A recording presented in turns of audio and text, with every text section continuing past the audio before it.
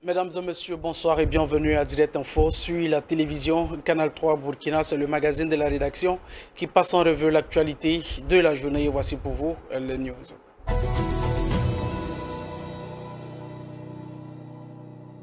Au cours de la semaine dernière, les forces de défense et de sécurité ont neutralisé plusieurs terroristes sur l'étendue du territoire burkinabé. Encore une semaine noire pour des petits bandits comme certains les appellent. Dans la région de l'Est, du centre-nord et du nord, les forces de défense et de sécurité n'ont pas fait cadeau à ces groupes armés et terroristes. Ils ont mené des opérations qui ont permis de neutraliser plusieurs terroristes et récupérer du matériel de combat. Le bilan de la semaine écoulée avec Issouf Ganou. Et conquête du territoire national. L'étau se resserre sur les terroristes dans plusieurs localités du Burkina Faso. Les forces de défense et de sécurité et les volontaires pour la défense de la patrie sont plus que jamais déterminés à finir avec les terroristes sur le sol burkinabé. Le jeudi 22 juin 2023, dans la zone de Tanwalbougou, un groupe de l'unité spéciale d'intervention de la gendarmerie a fait une descente musclée sur une base terroriste, neutralisant ainsi plusieurs malfrats et arrêtant un élément qui avait en sa possession des armes. Côté ami, même pas une égratignure, n'en parlons pas de pertes en vie humaine. Une opération réussie à 100%. Le chef d'état-major général des armées a salué la combativité, la bravoure et l'esprit de sacrifice de nos hommes. À Thiou, c'est le 12e régiment d'infanterie commando qui a donné une correction de taille à un groupe de terroristes qui voulaient leur tendre une embuscade. Grâce à la vigilance des éléments de tête de la patrouille, 7 petits bandits ont été neutralisés. Craignant le même sort que les 7, les autres ont pris la fuite. Des armes, des motos et des postes radio ont été récupérés par nos hommes. Une fois de plus, le chef d'état-major général des armées a félicité la réaction des éléments. Le même jour, dans la forêt de Kankamogré, au centre-est, des terroristes ont voulu se confondre à des animaux en dormant au milieu des bétails afin d'échapper à la force de frappe de nos hommes. Mais c'était sans compter sur l'efficacité et la vigilance de nos militaires. Ils seront repérés par les radars des services de renseignement et pulvérisés par les vecteurs aériens. Le samedi 24 juin 2023, les vecteurs aériens ont foudroyé une soixantaine de terroristes en provenance du Niger. Une opération facilitée grâce à la qualité et la vigilance des services de renseignement. Le même jour, un bataillon d'intervention rapide a mené une offensive contre une base terroriste en neutralisant plusieurs d'entre eux. Aujourd'hui, les terroristes n'ont qu'un seul choix, déposer les armes ou se faire déposer par les armes.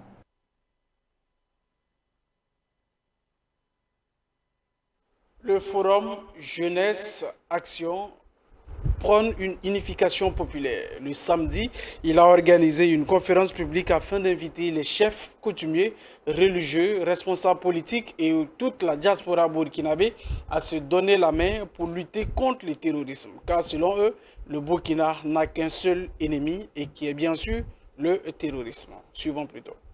Unification populaire face aux défis sécuritaires au Burkina Faso. C'est le thème de la conférence publique organisée par le Forum Jeunesse Action. Au cours de la conférence, les conférenciers ont lancé un appel aux chefs coutumiers, religieux, aux hommes politiques et à toute la diaspora à prôner la paix, l'amour et la cohésion sociale afin que rayonne le Burkina Faso. Selon Assad Mamadou Ouedraogo, tous les Burkinabés doivent apporter leur contribution dans la lutte contre le terrorisme. Unification populaire face aux défis sécuritaires qui avait pour objectif de rappeler aux uns et aux autres l'utilité de s'unir, de taire nos divergences afin de pouvoir lutter contre le terrorisme. C'est dans cette optique-là que nous avons décidé d'organiser cette conférence publique pour appeler l'ensemble des Burkinabés de se mettre ensemble et de soutenir la transition burkinabé afin qu'on puisse finir avec l'hydre terroriste et même si au-delà de toutes nos divergences qu'on puisse avoir, on peut peut-être sauver le peu qu'il nous reste parce que le Burkina Faso demeure et demeurera un pays toujours béni. Pour Assad Mamadou Ouedraogo, le Burkina Faso n'a qu'un seul ennemi et c'est le terrorisme. Ainsi, il invite la population burkinabé à soutenir les autorités de la transition qui, selon lui, sont sur la bonne voie dans la lutte contre le terrorisme. Depuis un certain temps, la cohésion sociale effectivement est effritée et c'est pour ça que nous avons dit que à l'étape actuelle du Burkina Faso, l'union est plus que sacrée. Le message que nous avons pour pouvoir perdurer ce que nos grands-parents nous ont laissé, c'est qu'on puisse s'asseoir tous ensemble et qu'on puisse regarder vers la même direction. La même direction, c'est quoi? C'est d'abord vaincre l'élite terroriste et après pouvoir finir nos querelles internes si nous voulons. Mais pour l'heure, on a un ennemi commun qui est le terrorisme. Aucune communauté, aucune ethnie, aucune religion ne peut venir diviser cette nation qui est comme un socle pour nous. Alors c'est dans ce cadre-là que nous avons décidé effectivement d'organiser cette conférence publique-là et d'appeler tous les Burkinabés à s'unir derrière le capitaine Ibrahim Traoré. Selon les organisateurs, c'est en temps de paix que les libertés d'association et d'opinion peuvent s'exercer. Ainsi donc, il demande à chaque Burkinabé de jouer un rôle positif dans le processus de reconquête du territoire et de placer l'intérêt national au-dessus de tout. Comment préserver son nez? C'est le thème de la conférence organisée par le Conseil consultatif des jeunes à Komsilga. Une activité qui, selon les organisateurs, vise à sensibiliser les jeunes de la localité sur les pratiques à adopter en ces temps d'insécurité. Pendant 3 heures de temps, le colonel de police et spécialiste en éducation sociale, Eric Balima, a dispensé ou a fait des communications sur des modules en lien avec la sécurité qui vont permettre aux jeunes de Komsilga d'être des acteurs de leur propre sécurité. Suivons le reportage avec Issouf Gano. C'est pour ça qu'il avait bouclé le cou. Ninkadena Yibou. Tiens, dans 2 minutes, est-ce que c'est Connaissance de l'action criminelle, contribuer à la lutte contre l'insécurité en devenant acteur de sa propre sécurité. Ce sont les 2 modules développés par le lieutenant de police Eric Baleman devant des jeunes de la commune de Komsilga lors d'une conférence publique organisée par le Conseil constitutif des jeunes pour le développement. Avec pour thème « Comment protéger son nez », cette activité vise à sensibiliser la population sur les pratiques à adopter et à éviter dans le contexte sécuritaire actuel du Burkina, a déclaré le président de l'association. Il faut dire qu'aujourd'hui, nous avons organisé ce que nous appelons la journée communale de la jeunesse de Komsilga. Et autrefois, quand on dit journée communale de la jeunesse, c'était le Djandjoba, la question de l'emploi. Mais au-delà de tout, pour l'instant, c'est la sécurité qui prime. Voilà pourquoi nous avons décidé de donner beaucoup d'informations à la jeunesse sur la question de la sécurité pour que chaque jeune puisse être acteur de sa propre sécurité. Le communicateur Eric Baleman, spécialiste en éducation sociale, a salué la mobilisation de la jeunesse de Komsilga. Selon lui, il est important que chaque citoyen puisse être un acteur clé de sa propre sécurité. Je suis honoré d'être à la mairie de Komsilga avec la jeunesse pour une communication sur le renforcement de la sécurité urbaine.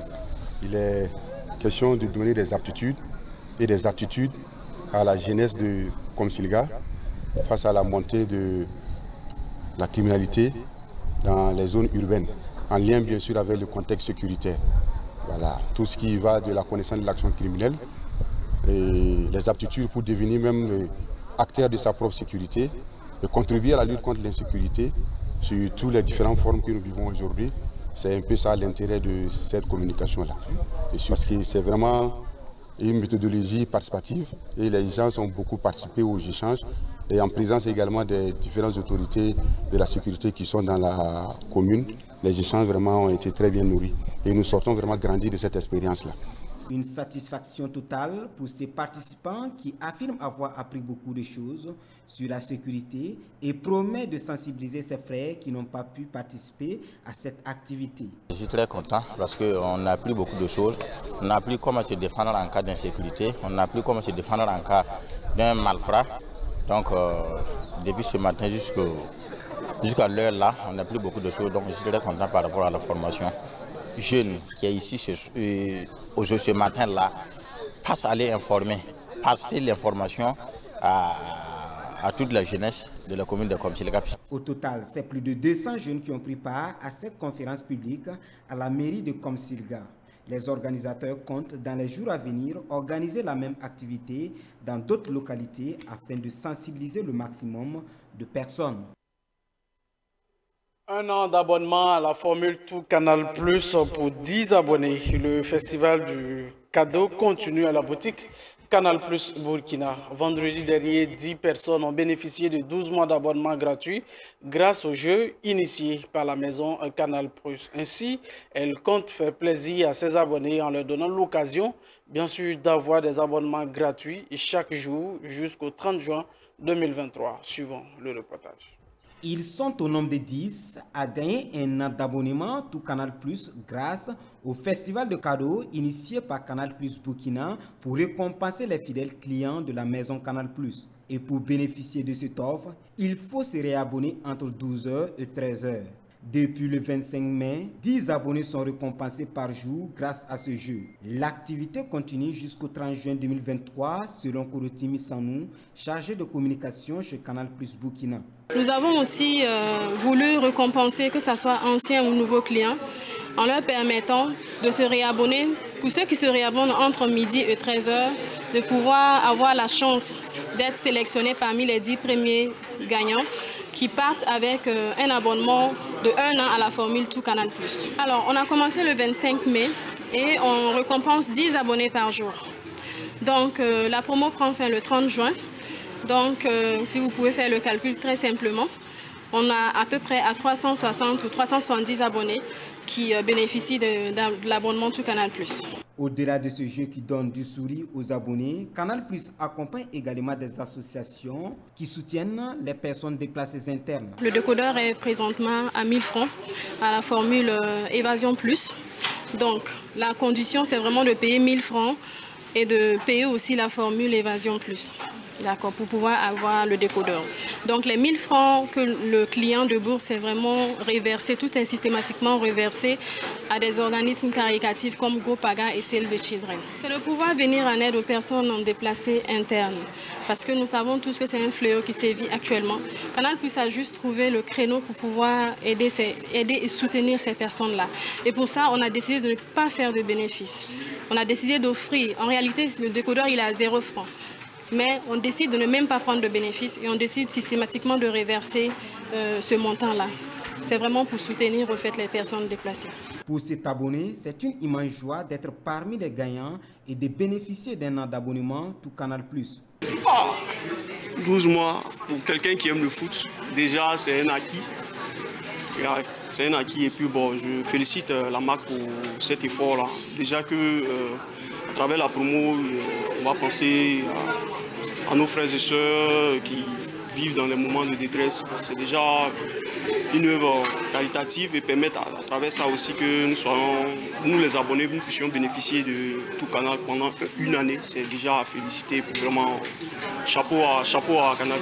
Au cours de cette cérémonie de remise de cadeaux, 2 journalistes ont également bénéficié chacun un an d'abonnement Tout Canal+, suite à un jeu organisé sur place par la boutique Canal+ Burkina. Et c'est tout pour les news de ce soir. Place à Ça fait débat.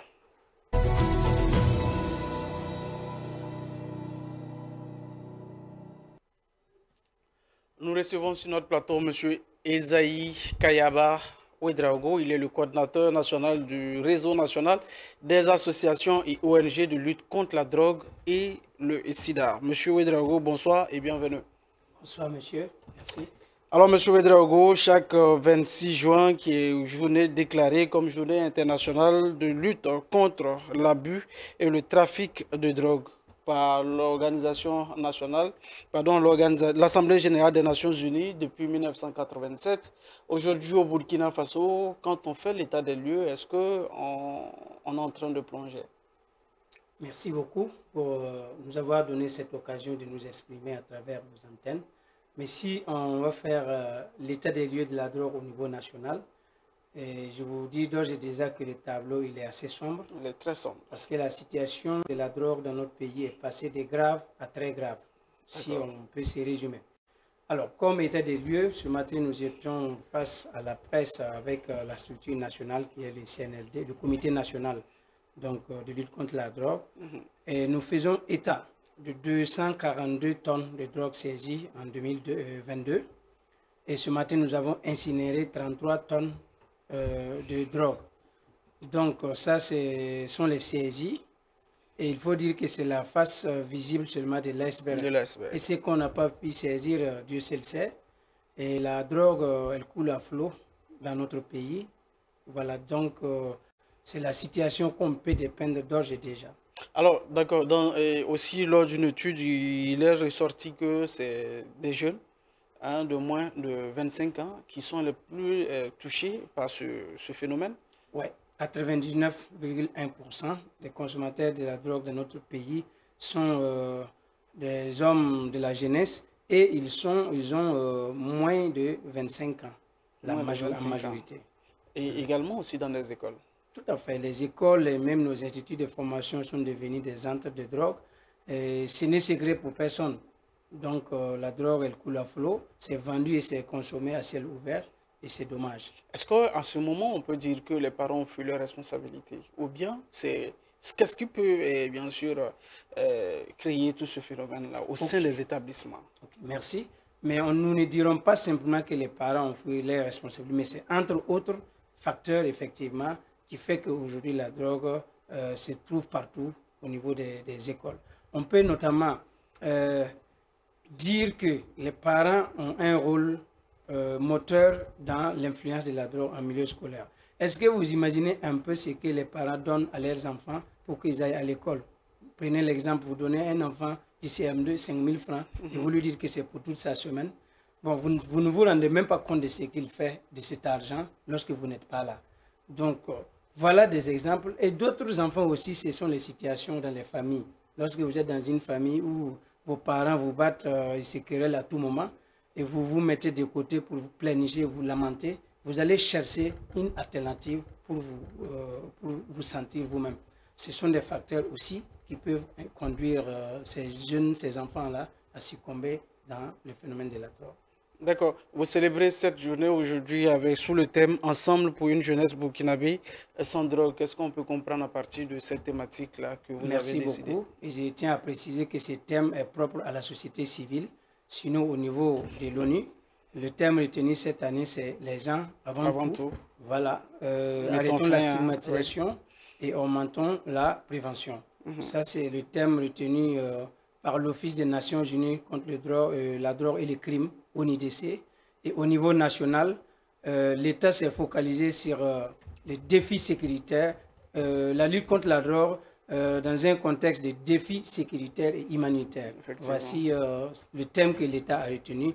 Donc, le troisième thème que vous venez d'évoquer, c'est propre à nous.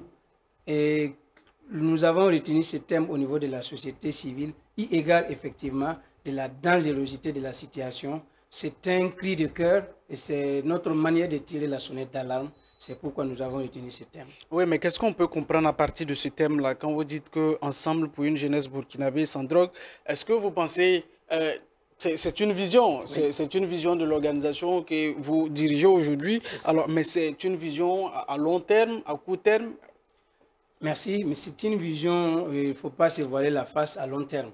Que la drogue, même si aujourd'hui tout le monde laisse tout et puis on se lève tous pour lutter contre la drogue, nous avons une vingtaine d'années pour pouvoir les stopper. Ça, c'est dans la mesure où tout le monde arrêtait tout et on se mettait tous ensemble pour lutter contre la drogue. Alors que tel n'est pas le cas.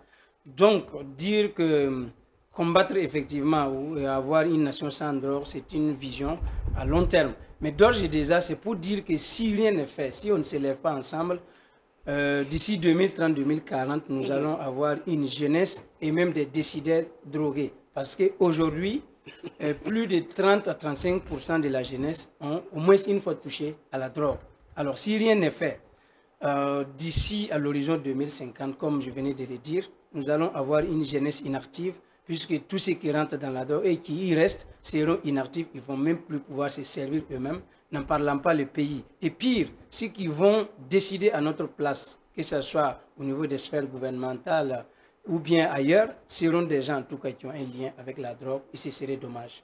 D'accord. Alors, mais est-ce que vous avez, c'est vrai qu'aujourd'hui vous célébrez la journée, mais est-ce qu'en même temps vous avez fait des plaidoyers au niveau du gouvernement? Parce qu'on sait que 26 juin 2022 et 26 juin 2023, c'est tout un autre gouvernement qui est là, hein, avec de nouvelles perspectives, de nouvelles visions. Et aussi, je pense qu'en termes d'éducation de la masse et d'éducation de la jeunesse, c'est un gouvernement qui est vraiment aguerri en la matière. Est-ce que vous avez pensé à cela? Ok. Pour répondre à cette question, nous avons organisé une conférence de presse le vendredi 23. C'était pour effectivement faire entendre notre cri de cœur et aussi passer à un plaidoyer sans précédent. Alors, si vous prenez l'ampleur de la drogue dans notre pays et vous vous rendez compte que jusqu'à l'heure où je vous parle, notre pays ne dispose pas d'un centre de traitement de toxicomanie, de référence, ça ne peut que faire chaud au cœur. Et quand vous savez ce qu'est l'ampleur de la drogue au niveau national, et nous n'avons pas un seul grand centre pour pouvoir récupérer ce qui tombe là, ça ne peut que vous choquer. C'est vrai, il y a des initiatives citoyennes qui tentent de récupérer ceux qui en sont tombés.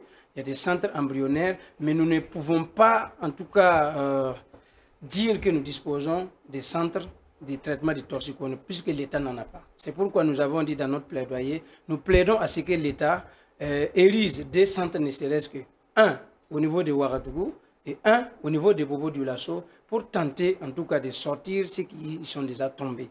Et comme deuxième point de plaidoyer, nous avons plaidé parce que la volonté politique a été mise en place depuis 1993. Ça fait quoi? 33 ans de cela, si je ne m'abuse. Et jusqu'à présent, jusqu'à l'heure où je vous parle, notre pays ne dispose pas d'un cadre stratégique de lutte contre la drogue, ce qui nous rend difficile à mobiliser les ressources et les ressources financières, bien sûr, au niveau de l'international. À chaque fois, ils nous disent que l'État burkinabé n'en a pas fait une priorité parce que l'État n'a pas de cadre stratégique de lutte contre la drogue. Donc, ce sont ces deux préoccupations-là. Et aussi, nous plaidons à ce que l'État traite ceux qui sont tombés dans la drogue comme comme une question de santé publique, et comme des gens qui ont besoin de traitement et non comme des délinquants systématiquement. Voilà ce que nous plaidons. Voilà nos thèmes de plaidoyer. Et nous entendons en faire beaucoup. Nous allons nous saisir des décideurs coutumiers et tous les leaders d'opinion dans ces pays. Nous avons une série de plaidoiries que nous allons lancer bientôt. Nous allons aller les voir pour qu'ils disent à qui de droit de prendre des bonnes décisions dans le sens de la lutte contre la drogue. Oui, c'est vrai que vous avez adressé des messages à ces décideurs, à ces autorités, mais les concernés eux-mêmes. C'est vrai qu'on est en train de tirer vers la fin de cette émission, mais on vous permettra quand même aussi de dire quelques mots à ces concernés-là. Si 99,1% des hommes sont majoritairement des jeunes, moins de 25 ans, ça veut dire qu'il y a vraiment du pain sur la planche parce que c'est la crème pensante, c'est l'élite montante qui est aujourd'hui en train de sombrer. C'est ça.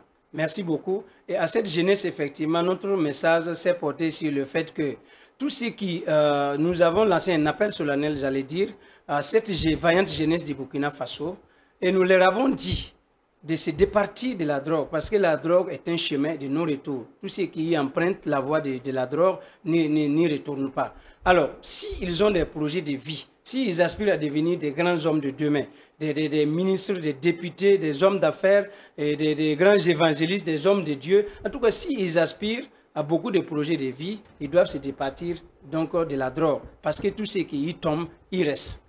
Donc voilà l'appel solennel que nous avons lancé à l'endroit de la vaillante jeunesse du Burkina Faso. C'est vrai qu'on n'a pas évoqué cette question du sida, parce que c'est aussi une conséquence, bien sûr, de ceux qui sont beaucoup ancrés dans ce domaine de la drogue, avec des comportements à risque.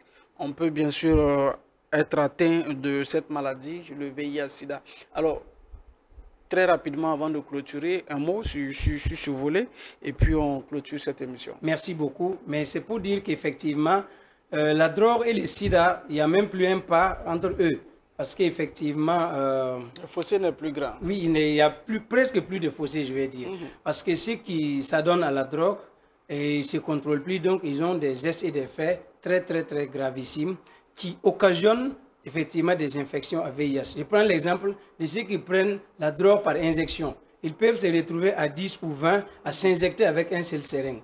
Donc, du coup, si les premiers là ont le VIH-Sida en eux, il va sans dire que les autres qui vont s'injecter avec le même seringue vont piquer effectivement le VIH-Sida. Et il y a les hépatites, il y a bien d'autres maladies qu'ils peuvent contracter. À cela s'ajoute effectivement le laisser aller une fois qu'ils absorbent effectivement la drogue. Donc réellement c'est un cri de cœur aussi parce qu'au niveau des populations clés, le VIH-Sida est en train de rebondir. Ça, il ne faut pas se voiler la face, il faut se le dire. Donc effectivement c'est un pan aussi. Et nous, au passage, nous disons merci à tous ceux qui mettent en œuvre la réduction des risques qui n'est pas très développée dans notre pays.